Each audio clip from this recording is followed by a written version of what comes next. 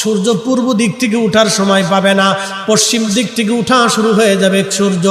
আল্লাহর নবী বললেন তওবার দরজা বন্ধ হয়ে যাবে, আর ওই সময় দক্ষিণ দিক থেকে একটা বাতাস আসবে। সমস্ত ঈমানদার সেই দিন মারা যাবে, কোনো ঈমানদার আর থাকবে না। আল্লাহকে আল্লাহ বলে ডাক দেওয়ার মতো কেউ থাকবে না। আল্লাহ ইসরাফিলকে বলবেন, ইসরাফিল সিংহায় ফুঁক দাও। আল্লাহর এই ফেরেশতা সিংহা হাতে নিয়ে মুখের কাছে নিয়ে আল্লাহর আরশে মুআল্লার দিকে তাকায় থাকে। একটা সেকেন্ডের জন্য এদিক আর ওদিক করে না।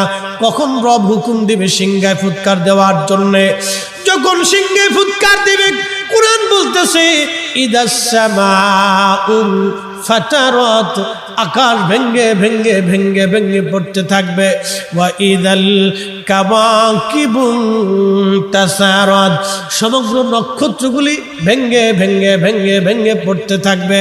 ওয়া ইদাল বিহারু ফুজ্জিরাত, সমুদ্রের তলদেশ উদ্দোলিত হয়ে যাবে। সমগ্র পানিগুলি পৃথিবীর উপরে আছাড় মারবে, আর ধুয়ে পাইলে সব পৃথিবীবাসীকে নিয়ে যাওয়া হবে। ওয়া ইদাল কুবুরু বুসিরাত, কবরের ভিতরে যাহা আছে সব আমার মালিক আমার রব বের করে দিবে। কবর থেকে মানুষ বের হইয়া সেই দিন হাসরের ময়দানের দিকে দৌড়াইতে থাকবে, সবাই উলঙ্গ থাকবে। কিন্তু আমার নবীকে আল্লাহ ৭০,০০০ ফেরেশতা বেষ্টন করাইয়া জান্নাতের পোশাক পরাই